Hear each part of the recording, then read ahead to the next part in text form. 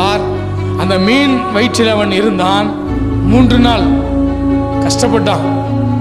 எதனால?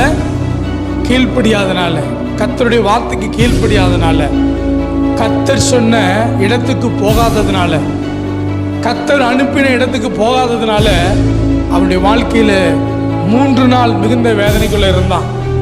அதன் பின்புதான் அந்த மீன் போய் அந்த நினிவே பட்டணத்தில் போய் அவனை கொண்டு போய் சேர்த்தது.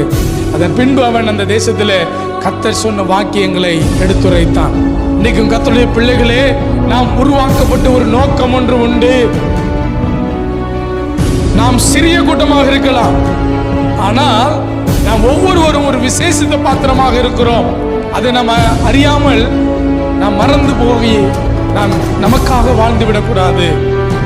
நாம் சுயநலமாய் வாழ்ந்து விடக்கூடாது. கர்த்தருடைய ஜனத்திற்காக நாம் என்ன செய்து கொண்டிருக்கிறோம்?